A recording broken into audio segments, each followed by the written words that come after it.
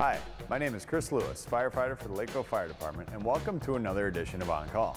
The goal of this program is to educate and inform the citizens of Lakeville about how their all-volunteer fire department trains in response to emergencies. Let's take a look at what's coming up on this edition of On Call. We take a tour of the department's new ladder truck and show you all the features of this modern firefighting apparatus. Next, Fire Chief Mike Meyer visits a training session informing public safety about responding to an incident that involves underground pipelines or trains that transport hazardous materials. Then, Firefighter Brian Jacobson from Station 4 answers a viewer question about the cost of responding to a fire in Ask the Firefighter. I will get you caught up on the latest happenings around the fire department, and Spot the Fire Dog learns all about smoke alarms and CO detectors from Fire Inspector Jay O'Connell.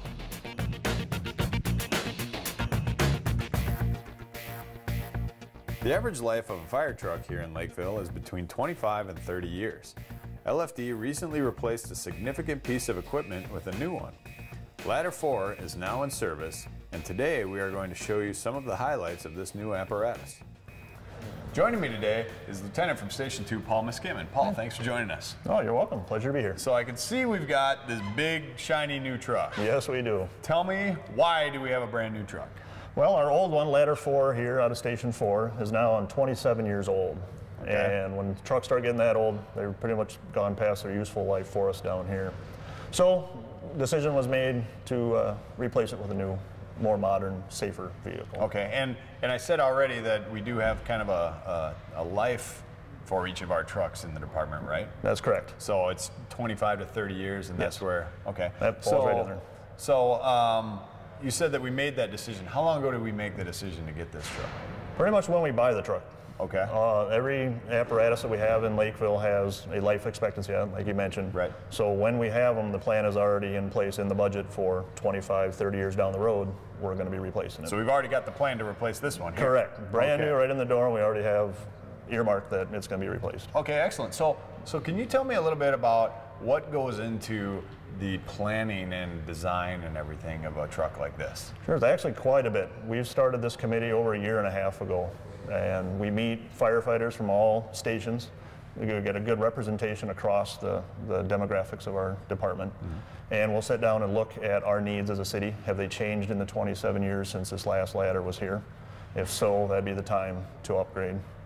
We will meet several times looking at different manufacturers, trying to dial in who do we want to have build the truck. We'll demo them, we'll have them come out with trucks, do a lot of research, and once we have that plan, we'll sharpen the pencils and make it fit within our budget.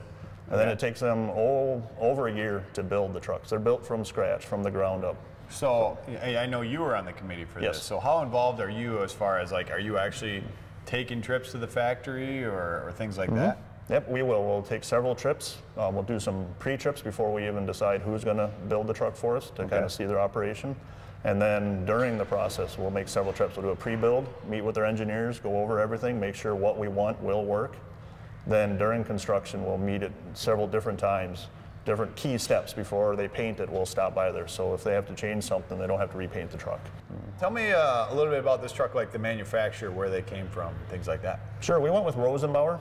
Okay. Like we looked at several manufacturers. Rosenbauer we felt would give us the truck that we wanted, and they're out of Minnesota, which is always good. We like to try to keep some of our business local when we can. Mm-hmm. Now, with this experience that we've had with them, we also have 2 engines that are going to be coming up for replacement.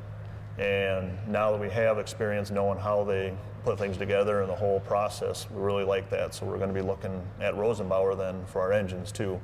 And with doing that, we can try to get some commonality between our fleet.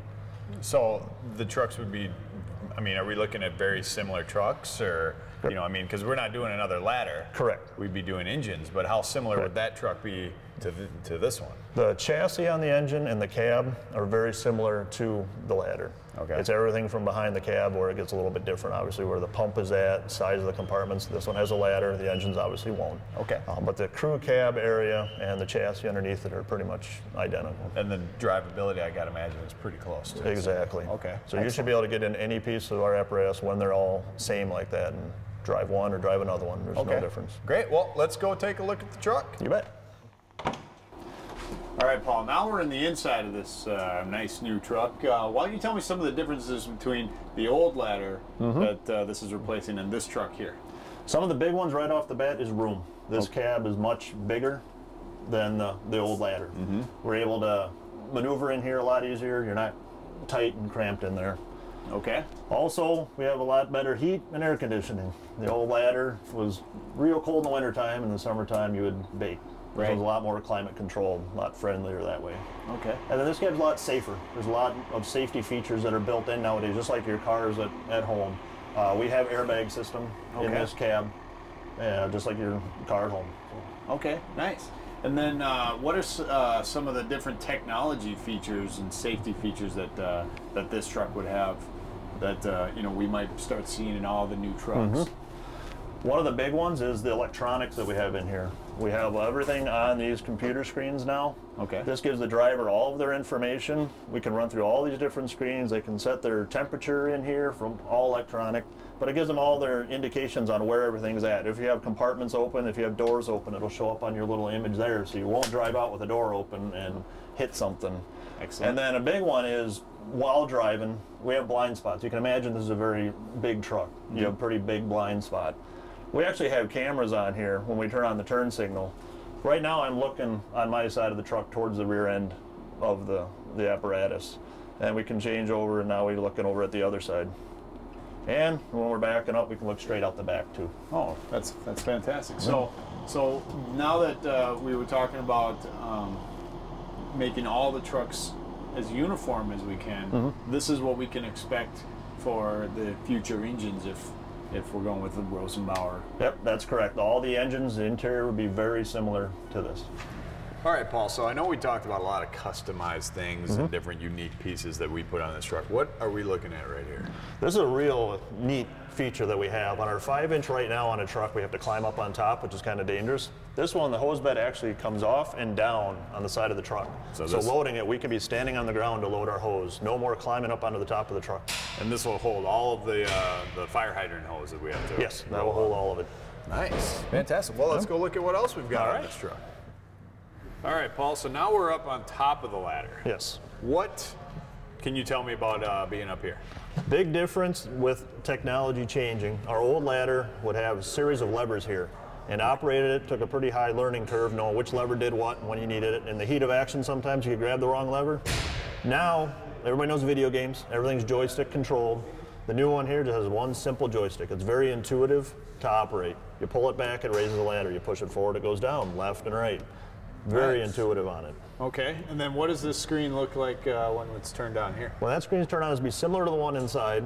It's going to have all of your information that you need to know, is your hydraulic pressures. It'll also show you the level of your ladder, how far you have it extended, and capacity at that angle. And is there a weight limit on the ladder itself? There is. There's two weight limits. One is when you're not flowing water, and that's about 1,000 pounds. Okay. The other one's going to be with flowing water, it's going to be like 750 pounds. You have the weight of the water in there also. Okay, and I know that on down at ladder 1, depending on the angle of the ladder, determines how much weight you can have on. Is it the same thing here? Or? Not on this one. With the 78-foot ladder, it has pretty much the same tip loading in any configuration. All right, Paul, now we're on the driver's side of the truck. Yes. And I see a whole lot of empty cabinets. What's going on over here? We do. When we get a new vehicle, since this one's replacing an existing vehicle, we're going to be able to put everything from the old truck into the new truck. This one is not in service yet, as it has just arrived. So over the next several weeks, we'll be spent moving it. We can customize it, put everything where we want to put it. Okay, so we don't have to worry about spending money on all new tools and everything like that. Okay, excellent. Well, and then we've got a pump panel here. Yes. What's unique about this, or new about this, that we might see? This is pretty standard for all of our pumps. Okay. And we're going to be able to do up to 2,000 gallons per minute out of this pump. Okay. All right. Fantastic. And I've also noticed on this truck there's this Green Star tag. What can you tell me about that? Yeah, it's some new technology with the new diesel motors that are out now. There's a lot more emissions requirements on them.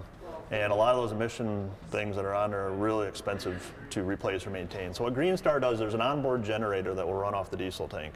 When we're on the scene and we apply the parking brake, then about 90 seconds of that happening, if you are not pumping or using the aerial, it'll automatically shut down the truck on its own, turn on the backup generator, and run all of your lighting and everything that you have.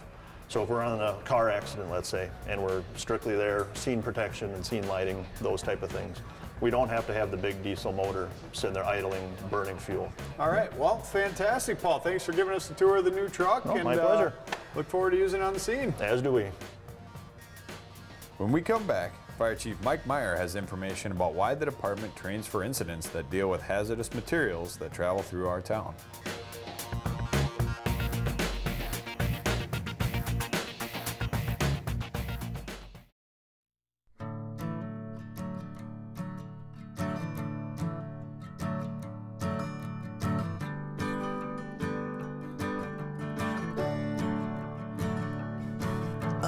Listen now, can you hear the bluebirds?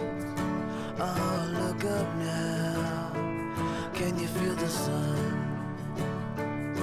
Whoa, whoa, whoa,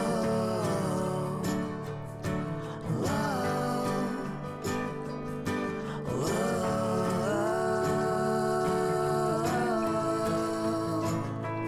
Can you feel the sun?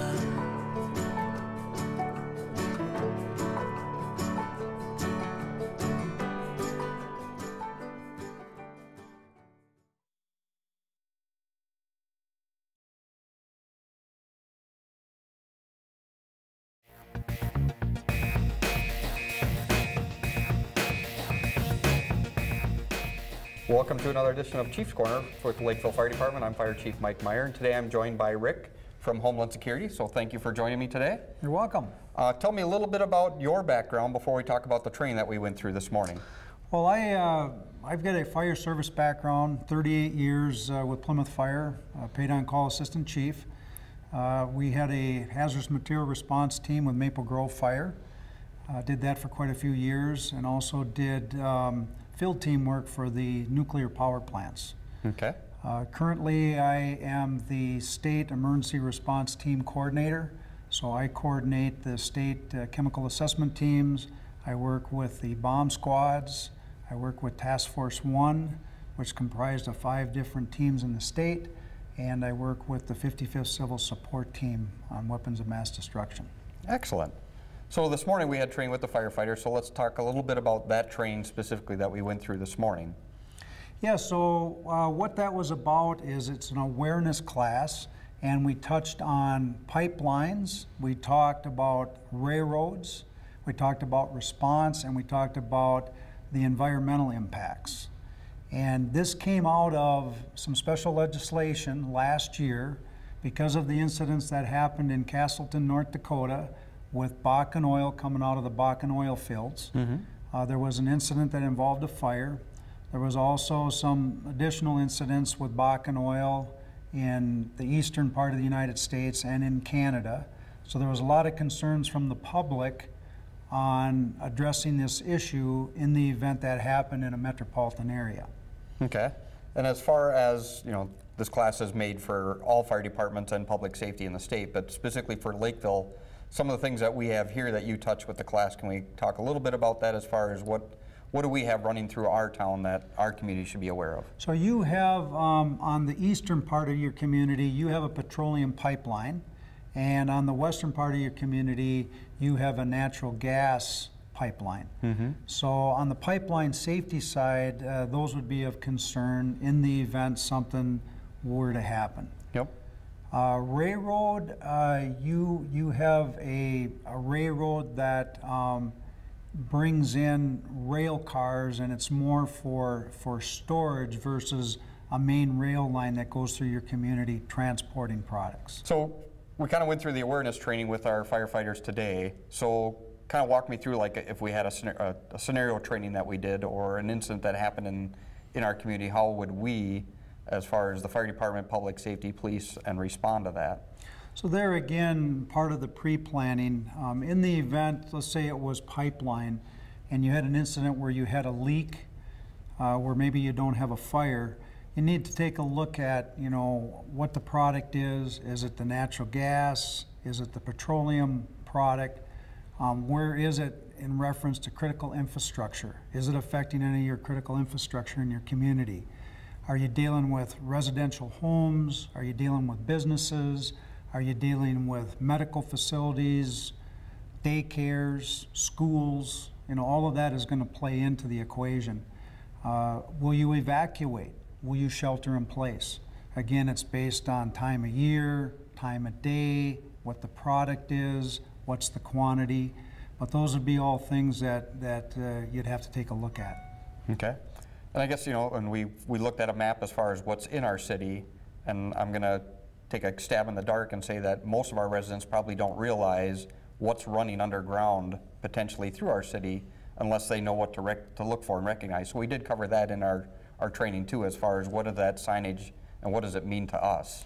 Yes, and so pipelines, they have markings a lot like what you see out on the highway with mile post signs to let you know location. So pipeline is going to identify what's in their pipeline, so you'll know what the product is, but they'll also give locations so that if there is a problem, as public safety, we can call it in by that location versus an intersection. Mm-hmm. And then they also have a 1-800 number or emergency contact. Correct. So that they're aware of it too. So we can contact them directly. We can also go through the Minnesota State Duty Officer, who has the ability to pull in any agency that would be involved or affected by that incident. Excellent. Well, very good training this morning. Thanks for joining us, and I appreciate talking to me about it. Thank you, and it's been a pleasure.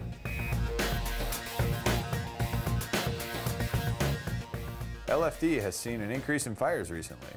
Here are details from some of these calls and a few other things that have been happening around the fire department.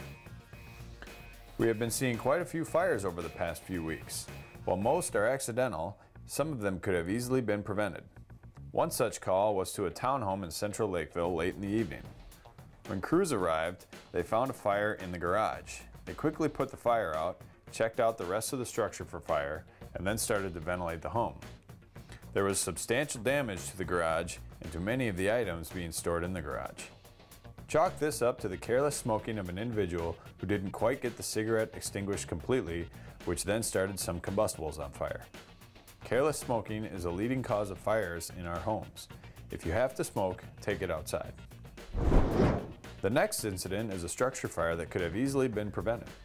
Crews were paged to a mobile home park in the eastern part of town on a report of smoke from the unit. When firefighters arrived, they indeed found smoke and quickly started searching for its source. The smoke was coming from underneath the home, and firefighters traced the source back to the electrical panel. Seems the homeowner plugged in too many space heaters, which overloaded the circuits, causing an electrical fire. This is a good reminder to use caution when using space heaters. And yet another fire to report. LFD was called to a twin home in northern Lakeville on a report of a fire in a garage. When crews arrived, they found the garage engulfed in flames and had spread to the rest of the home. All stations, including mutual aid from Apple Valley, were needed to fight this fire.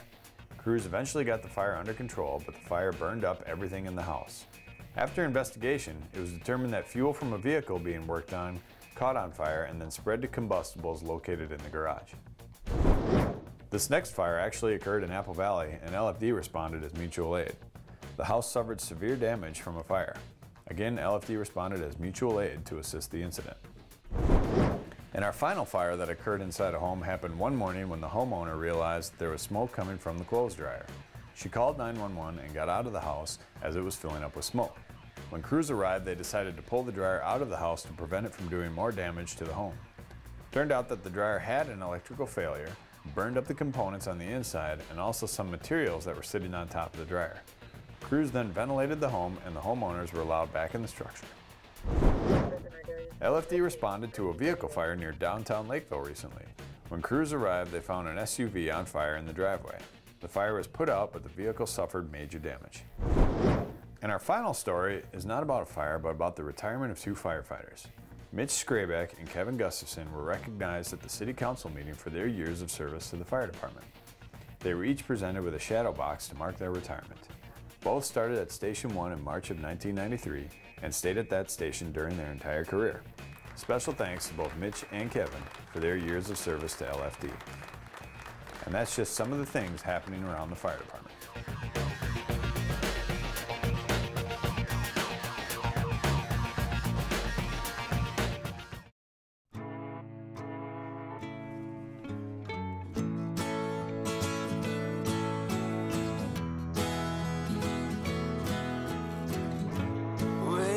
sun. Tell him that I've begun to dream of things to come, and tell the trees not to look for me. I'm going to find some peace of mind. Wake the sun, wake the sun, wake the sun, wake the sun.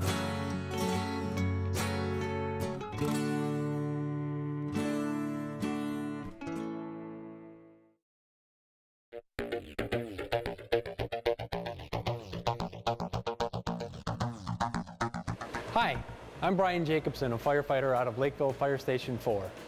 And today's Ask the Firefighter question comes to us from Bob. And Bob wants to know, how much does it cost the fire department to respond to a fire? Thanks for your question, Bob.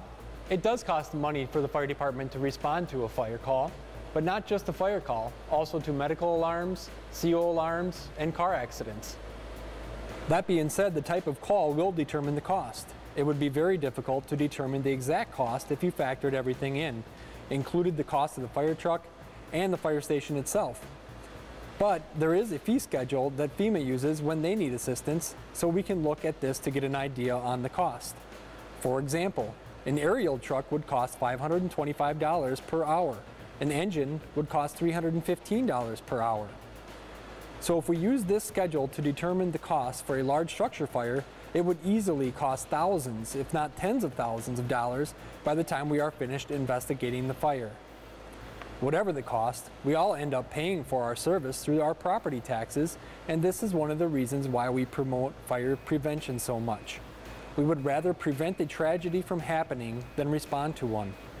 Typically, we do not charge for our services, but occasionally we will send a bill. An example would be someone doing an illegal burn, or if we would be asked by FEMA to respond to a disaster out of our service area. Thanks for your questions, Bob. If you have an Ask the Firefighter question, use the contact information on your screen.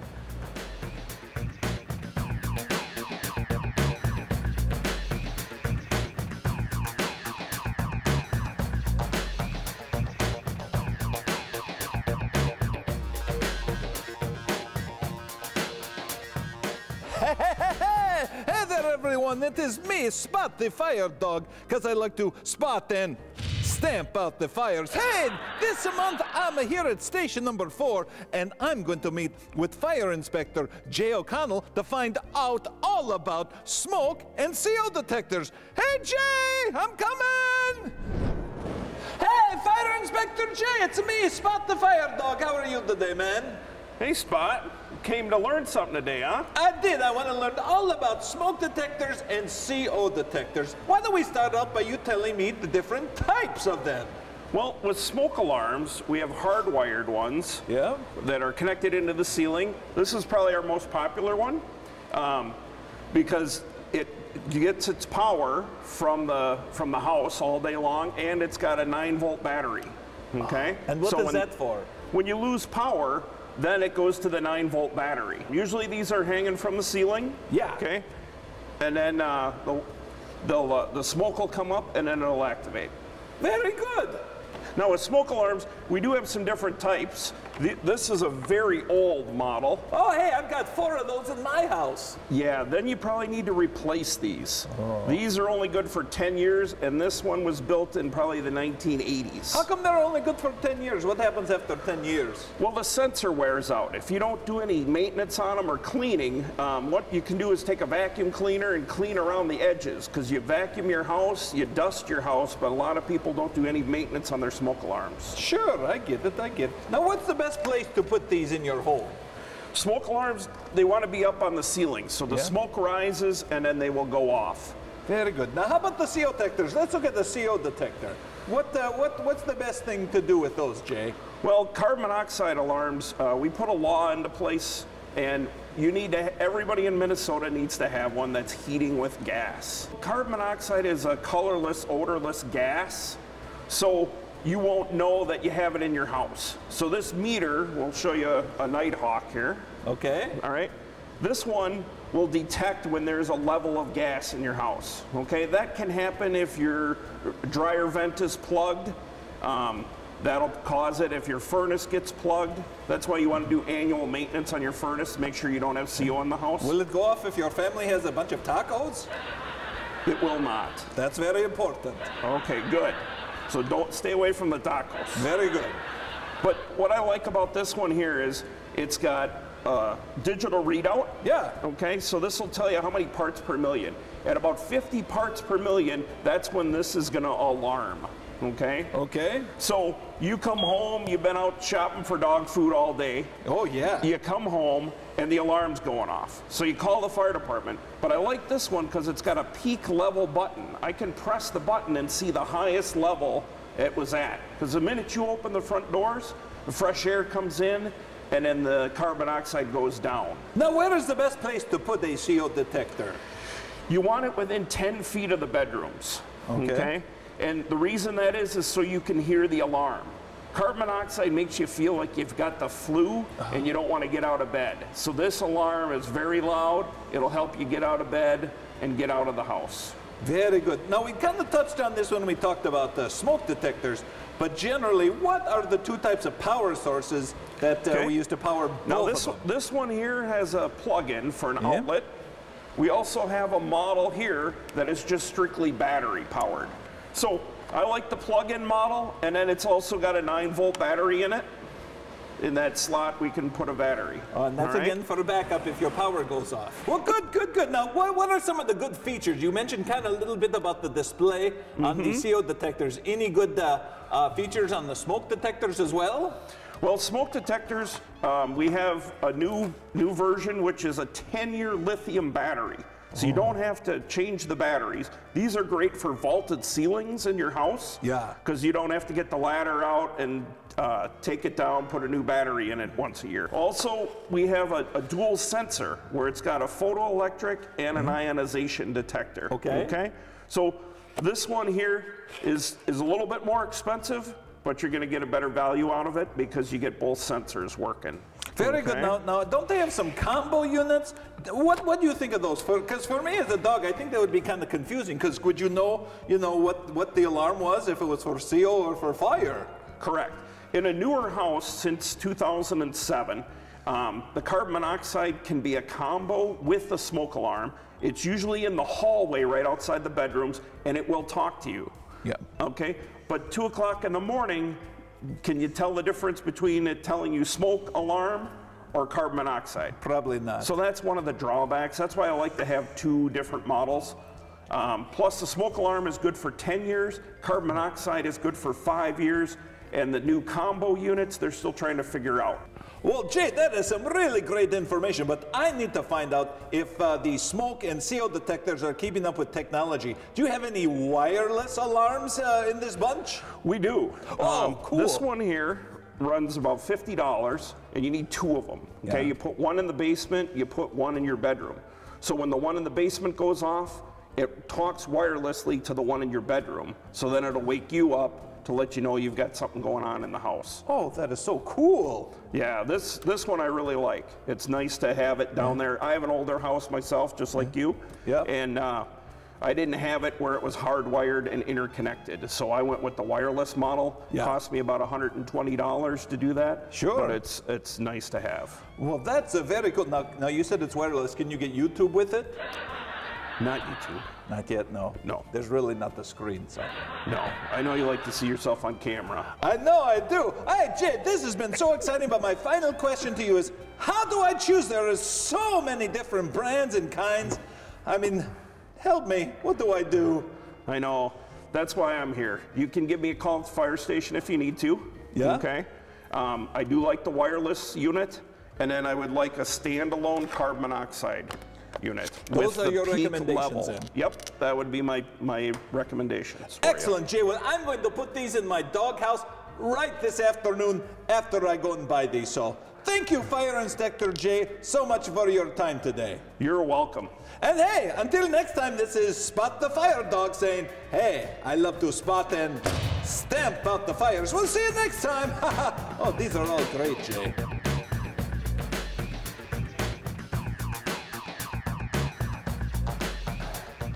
Thanks for joining us for another edition of On Call. If you have questions, comments, an idea for the program, or would like to send a question in to Ask the Firefighter, please call 952-985-4700 or use the email address on the bottom of your screen. Thanks for joining us, and all fire units are clear.